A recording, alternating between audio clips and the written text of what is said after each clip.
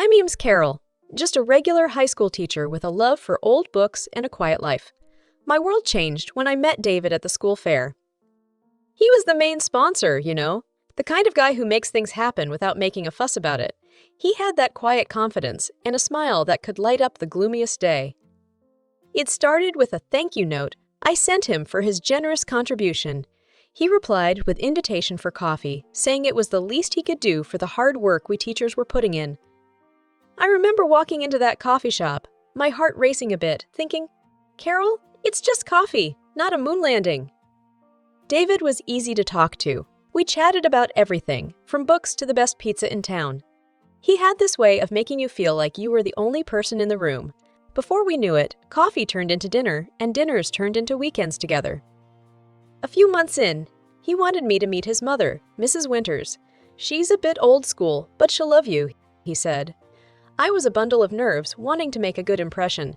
I picked out my nicest dress and spent more time on my hair than I'd like to admit. The moment we walked into Mrs. Winters' living room, I felt her eyes on me like a hawk. So, you're the teacher David won't stop talking about, she said, her voice colder than I expected. I smiled, reached out for a handshake, but she just nodded, her eyes scanning me from head to toe. Dinner was an experience. Mrs. Winters had this way of talking where every compliment sounded like she was doing you a favor. That's an interesting dress, dear. Vintage shop? She said, her eyebrow raised just so. I felt my cheeks burn, but I managed a small thank you. It's one of my favorites. David squeezed my hand under the table, a silent hang in there, but the digs kept coming. A teacher, huh? Must be tough dealing with kids all day. Hope you don't bring that school discipline home. She chuckled, sipping her wine like it was the last one on earth. I really tried, to keep the conversation light, but it was like dancing on thin ice. David changed the topic, talked about his work, the weather, anything to steer away from the silent judgments being passed across the table. Fast forward a few months, and there I was, in a white dress, saying AITA to the man who made it all worth it. The wedding was a blur of laughter, tears, and dancing. Mrs. Winters was there, of course, dressed to the nines and handing out opinions like candy. Lovely ceremony, though I'd have gone for real flowers. Not these. What are these, dear plastic? She said, eyeing the decorations. We moved into David's home soon after. It was a beautiful place, cozy and welcoming, except for the chill I felt whenever Mrs. Winters was around. David assured me it would get better, that she just needed time to get used to me. Moving into David's home felt like stepping into a new world, one where every corner held a memory of Mrs. Winters' reign. It wasn't long before I got introduced to her morning ritual, the infamous inspection. It started like clockwork every morning. The minute the clock struck 10, the front door would creak open, and in she'd walk like the queen of her castle. Mrs. Winters had this air about her, like she owned every inch of the place. Her first move was always to slip on those pristine white gloves, snapping them tight like she was about to perform surgery. "Morning, Carol dear," she'd say, her voice dripping with a sweetness that never reached her eyes. "Just here to help you keep the place up to David's standards." I'd force a smile, my hands clenching the dish towel a bit too tight. "Thanks, Mrs. Winters, but I've got it covered." She'd tut and shake her head, already walking towards the living room. "Nonsense, dear. You're new to this. It takes a keen eye to keep a house like this."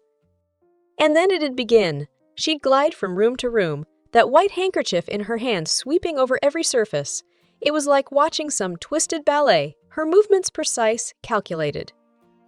"You see here, dear," she'd say, holding up the handkerchief, now with a faint smudge of dust. "This is what I'm talking about. Can't have David living in a dustbin, can we?" I bit my tongue, the words, "It's not a dustbin," sitting at the tip, but I swallowed them down. David had asked me to play nice, and I was trying, really trying. The worst was the kitchen. That's my territory, I love cooking, always have. But she'd march in there like a general, inspecting the troops. "These pots aren't going to clean themselves, dear," she'd cluck, her fingers running over the rim of a saucepan I'd just washed. "It's clean, Mrs. Winters, I'd insist," my voice steady despite the storm inside. She'd hum, a sound that said, "I've heard better jokes." Well, we have different standards, I suppose. David's used to a certain way, you see. I'd nod, grinding my teeth so hard I was afraid I'd chip a tooth. It was the same every day. The living room, the bedrooms, even the bathrooms weren't spared. By the time she'd leave, I'd feel like a deflated balloon, all my energy sapped by her constant nitpicking. David would come home, all smiles and hugs, and I'd put on a brave face. "How was your day, love?" He'd ask, and I'd muster the brightest smile I could.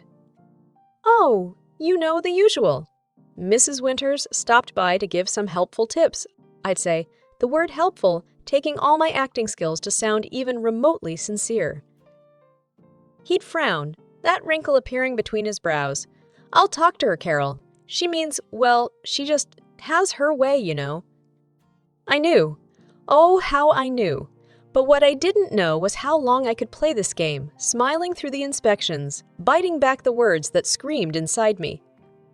Saturday mornings should have been about lazy breakfasts and staying in pajamas till noon. But in our house, they were about one thing, the dreaded family dinner. It wasn't just any dinner. It was the weekly performance, with Mrs. Winters as the stern judge and me.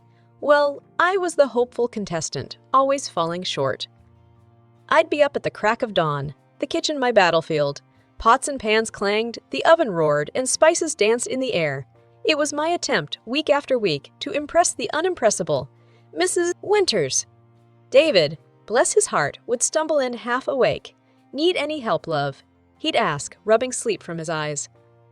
I'd shoo him away with a spoon covered in sauce. "Go get ready. Your mom will be here any minute, and you know how she is about punctuality." He'd chuckle, a sound that held a mix of love and a hint of worry. "Yeah, if you're on time, you're late, that's her motto." The clock hadn't even struck 6 when we'd hear the sharp rap on the door. Showtime. Mrs. Winters and Mr. Winters would step in, him with his warm smile, her with her eyes already scanning for faults. "Smells good in here, Carol. What's on the menu today?" Mr. Winters would always start off with a compliment, his genuine kindness a stark contrast to his wife. Before I could answer, Mrs. Winters would chime in, her voice slicing through the warmth. "I hope it's not that casserole from last time. Remember, David, how you had that stomachache?" David would wince, a silent plea in his eyes, begging me not to retort. "Mom, Carol's been working hard all day. Let's just enjoy the meal, yeah?" Dinner would be a tense affair. Mr. Winters would heap praises, his delicious "dear," and "you've outdone yourself, Carol," battling against Mrs. Winters's relentless critique. "This chicken is dry, dear. You really must learn to keep an eye on the oven," she'd say, pushing her barely touched plate away. I'd grit my teeth, forcing a polite, "I'll remember that for next time, Mrs. Winters." David would try to lighten the mood, his jokes a desperate attempt to bridge the widening gap at the table, but it was like throwing pebbles into a chasm, hoping for a bridge. And then, just when I thought I'd survived the worst, dessert would come, and with it, a fresh wave of critiques. "Is this pie supposed to be this? Crunchy?" Mrs. Winters would ask, the word crunchy sounding more like catastrophics. I'd swallow the lump in my throat, my reply a mix of wariness and defiance. "It's a family recipe, Mrs. Winters. It's always a hit." She'd raise an eyebrow, her gaze saying clearer than words, "Not in this family, dear." As they'd leave, Mr. Winters would give me a warm, encouraging hug, whispering, "Don't mind her, Carol. We all love your cooking." But Mrs. Winters's parting words would always be a reminder of the invisible scoreboard where I was always trailing. "Try harder next time, dear. A happy husband is a well-fed husband." The door would close behind them, and I'd stand there, a mix of frustration and defeat simmering inside. David would wrap his arms around me, his silence a mix of apology and solidarity. "It's just one night a week, love. We'll get through this," he'd whisper, his words a lifebuoy in the stormy seas of Saturday dinners. The news of the pregnancy should have been a moment of pure joy, a new chapter for David and me. But amidst the excitement, a shadow lingered, the thought of Mrs. Winters's reaction. David was over the moon, grinning ear to ear. "We're going to be parents. Carol, can you believe it?" he'd say, wrapping me in a hug so tight it felt like nothing could go wrong. But the first time Mrs. Winters dropped by after hearing the news, the air was thick with tension. I braced myself for her words, hoping maybe, just maybe, this new life might soften her. "Well, I do hope you've read up on parenting, Carol. It's not all cooing and cuddling, you know, she started, her tone as sharp as ever. I bit back a sigh, a fake smile plastered on. We're thrilled, Mrs. Winters. And yes, we're reading a lot, getting ready for the baby. She sniffed, peering at me like she was assessing if I was up to the task. Well, make sure you follow the right books. Some of these modern ideas are just nonsense. David squeezed my hand under the table, a silent message of support. But as the weeks turned into months, the pressure didn't ease. Mrs. Winters' visits became a litany of advice and thinly veiled criticism. You're not eating enough greens, Carol. You want the baby to be healthy, don't you? She'd say, eyeing my plate like it was a crime scene. Or make sure you're not being too lazy. Exercise is important, but don't overdo it. You wouldn't want to harm the baby. It was a no-win situation. Do too little and I was careless. Do too much and I was reckless. The breaking point came one quiet afternoon. Mrs. Winters had just left. Her parting words, make sure the nursery is painted soon. You don't want the baby coming home to an unready house, ringing in my ears. David found me in the nursery, the paint samples scatter around, tears streaming down my face. Carol, what's wrong? Talk to me, love, he said, his voice laced with worry. I let it all out. The frustration, the hurt, the exhaustion. I can't do this anymore, David. It's like I'm walking on eggshells in my own home, your mother. It's just too much. David's face hardened, a rare sight. I'll talk to her, Carol. This ends now. You and the baby are my priority. And he did. That evening, I heard hushed, tense voices from the living room. I couldn't make out the words, but the tone was clear. David was setting boundaries, fighting for our little family. The next day, Mrs. Winters' visits stopped. No more morning inspections, no more veiled insults. It was a relief, yet the silence felt heavy, charged with unsaid words and unresolved tensions. David was quieter too, his smiles not reaching his eyes. She's my mom, Carol. It hurts, but you and the baby come first. Always? I held him close, the future uncertain but our resolve clear. We were a team, and we'd face whatever came next, together. 7 years flew by since Lily, our little bundle of joy, came into our world. David was a doting father, his love for Lily shining in his every action. My father, in-law, a gentle soul, adored his granddaughter, his face lighting up with every giggle and every new word Lily spoke.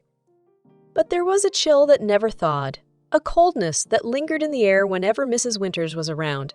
She kept her distance from Lily, her words as sharp as ever. Children should be seen and not heard, she'd say, dismissing Lily's cheerful chatter as nothing more than noise.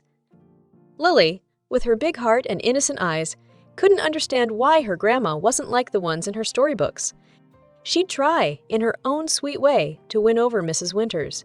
Look, Grandma, I drew this for you, she'd say, holding up a crayon masterpiece. Mrs. Winters would barely glance at it, her voice devoid of warmth. That's nice, dear. Now go play, Grandma's busy. But Lily never lost her spirit. She found her passion early, cooking. The kitchen was her kingdom, her small hands skillfully mixing, stirring, and baking. Every weekend was a new adventure, her culinary creations a source of pride for us. Look, Daddy, I made cookies, she'd exclaim, her face beaming as she presented her latest work. David would scoop her up, his laughter filling the room. Chef Lily, you have outdone yourself! These are delicious!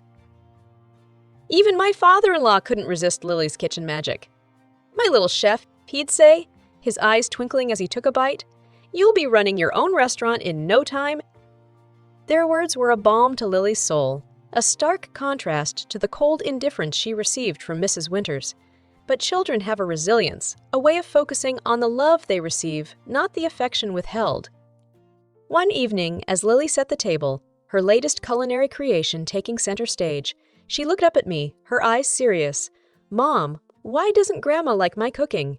Doesn't she like food? I knelt beside her, my heart aching with the innocence of her question. Sweetheart, Grandma, she's just different. But your cooking is wonderful, and Daddy and Grandpa and I, we love it. That's what matters, right? Lily nodded, her smile returning, the shadow of Mrs. Winters' indifference brushed aside by the love of those who mattered most. The Christmas invite from Mrs. Winters was a surprise, but Lily's excitement at the chance to showcase her cooking made us accept. Together, we baked gingerbread and apple pie, her little hands working diligently, her eyes sparkling with pride. "Grandma and everyone are gonna love these, right, Mom?" she'd ask, her confidence as warm as the oven. "Absolutely, sweetheart," I'd reassure her, though a part of me dreaded the unpredictable tides of Mrs. Winters' approval. Arriving at the bustling house, we placed our dishes on the grand Christmas table, an array of colors and smells that promised a feast. Lily's face was a picture of joy and anticipation as we mingled, catching up with relatives we hadn't seen in ages. But as we settled at the table, ready to share the meal and the joy of the season, Lily's excitement turned to confusion, then distress. "Mom, where's our gingerbread and pie?" she whispered, her small voice trembling. I scanned the table, a sinking feeling in my stomach. Our dishes were missing. Mrs. Winters at the head of the table was holding court, her laughter ringing out clear and sharp. I approached her, my voice firm but polite. "Mrs. Winters, the dishes Lily and I brought, where are they?" Her laughter cut through the festive hum, cold and piercing. "Oh, those." "I tossed them out, dear. We can't risk serving just anything to our guests, can we?" The room fell silent, the air heavy with shock and disbelief. Lily's eyes filled with tears, her dream of sharing her love through her cooking dashed in an instant. "But I made them for everyone. I worked so hard," she managed to say, her voice a fragile whisper against the weight of her grandmother's harsh words. Mrs. Winters shrugged, her eyes void of any warmth. "Well, dear, not everything made with love is fit for the table. Better safe than sorry." That was the last straw. David, who had always been the bridge between his mother and our family, stood abruptly, his chair scraping against the floor loudly. "Mom, that's cruel. How could you?" he said, his voice steady, but loaded with an anger I had rarely seen in him. Lily poured her heart into those dishes. She wanted to share something special, and you just threw it away like it was nothing. Mrs. Winters' smile faltered, her eyes widening in surprise. This was not the mild-mannered son she was used to. "David, I was just—" "No, Mom, you went too far. Disrespecting Carol is one thing, but hurting Lily, your own granddaughter, that's something I can't and won't forgive." He interrupted, his disappointment and anger clear and unwavering. The room was still, the festive air replaced by a tense silence. Mrs. Winters sat there, the impact of David's words hitting her. She had expected compliance, maybe a few whispered complaints, but not this. Not her usually gentle son standing up to her, defending his family with such resolve. The air was thick with tension as we left Mrs. Winters' house, the festive lights mocking us with their cheer. The sound of Lily's quiet sobs was louder than the Christmas carols that played in the background. David's hand was firm on my shoulder, a silent pillar of strength. As we reached the door, Mrs. Winters' voice broke through the heavy silence, her tone desperate, a stark contrast to the cold disdain she'd shown earlier. "Please don't go. I'm sorry," she stammered, her eyes wet with tears that seemed out of place on her stern face. David stopped, turning back to face his mother. The room held its breath. "Sorry. Now you're sorry." His voice was low, but it cut through the room, sharp and clear. "You humiliated your own granddaughter, Mom. You broke her heart. There's no sorry that can fix that." Mrs. Winters' sobs grew louder, her composure shattered, but it was too late. The damage was done, and the cracks too deep to mend. In the tense silence that followed, Mr. Winters stood up, his chair scraping against the floor. His voice, when he spoke, was calm, but it carried a weight that silenced the room. "I can't sit here and pretend this is okay, Martha." "Not this time." Without another word, he turned and walked away, his steps heavy with the burden of a decision long overdue. The room felt colder, the festive warmth snuffed out by a single act of unkindness. One by one, the guests stood up, their faces somber, their goodbyes muted and brief. The festive gathering was unraveling, the threads of family and friendship coming undone. As the last guest left, the door closing with a soft click, the magnitude of what had happened settled in the room. Mrs. Winters sat alone at the table, her sobs the only sound in the house that moments ago was filled with laughter and chatter. Outside, the cold air bit at our cheeks, a stark reminder of the warmth we'd left behind. David's arm was around Lily, her small body leaning into his for comfort. We walked in silence, the weight of the night pressing down on us. Back home, as we sat in the living room, the Christmas tree lights twinkling softly, a sense of peace settled over us. It was a fragile peace, one born from the chaos of the night, but it was ours. Lily, nestled between us, her tears dried, but the hurt still fresh in her eyes, looked up and whispered, "Are we okay, Mom, Dad?" David hugged her closer, a silent vow in his embrace. "We're more than okay, sweetheart. We're together, and that's all that matters." And in that moment, as we held each other, the trials of the night receded, leaving behind a simple truth. Family wasn't just about shared blood or shared names. It was about shared love, shared pain, and the shared resolve to stand together when the world seemed to crumble around us. The fallout from that chaotic Christmas dinner rippled through our family like a shockwave. The house felt different, quieter, the air still tinged with the remnants of that night's revelations. David was somber, his usual cheer dimmed by the events that had unfolded. "I'm sorry, Carol," he said one evening as we sat in the living room, the only sound the ticking of the clock. "I should have stood up for you and Lily sooner. I let it go on for too long." I reached for his hand, feeling the roughness of his palm against mine. "You did what you thought was best, David. We both did. But now, we know better. We move forward, together." He nodded, the lines on his face softening. But the true shock came the next day when Mr. Winters showed up at our doorstep, his eyes weary, a deep frown creasing his forehead. "Can I come in?" he asked, his voice barely above a whisper. David opened the door wider, concern etched on his face. "Of course, Dad. Is everything okay?" Mr. Winters took a seat, his hands clasped tightly in front of him. "I've been doing a lot of thinking since Christmas," he started, his voice trailing off. We waited, the tension thick in the air. Finally, he looked up, his eyes meeting ours. "I can't believe Martha could be so cruel, so heartless to her own granddaughter. I never imagined she could go that far." David shifted in his seat, the weight of his father's words heavy on his shoulders. "Dad, Mr. Winters raised a hand, stopping him mid-sentence. "No, David, I should have seen it, should have done something sooner. But I didn't, and now I'm thinking about a divorce." The word hung in the air, heavy and unexpected. Divorce wasn't a word thrown around lightly in our family, and coming from Mr. Winters, it was a bombshell. "Divorce!" David echoed, disbelief coloring his tone. Mr. Winters nodded, a resolute look on his face. "I can't be with someone who shows such cruelty, not just to Carol and Lily, but to her own family. I've turned a blind eye for too long, hoping things would change. But after what happened at Christmas, I can't ignore it anymore." We sat in silence, each lost in our thoughts. The decision was monumental, not just for Mr. Winters, but for all of us. It was a line in the sand, a declaration that enough was enough. "Whatever you decide, Dad, we're here for you," David said, his voice firm. "You've always been there for us, and that won't change." Mr. Winters smiled, a weary, sad smile. "Thank you, son. That means more than you know." In the days that followed, our family found a new rhythm, a new way of being. The shadows of the past lingered, but so did the promise of a fresh start, a chance to build something stronger and more resilient from the broken pieces. Lily's laughter returned, filling the house with a warmth that pushed back the darkness.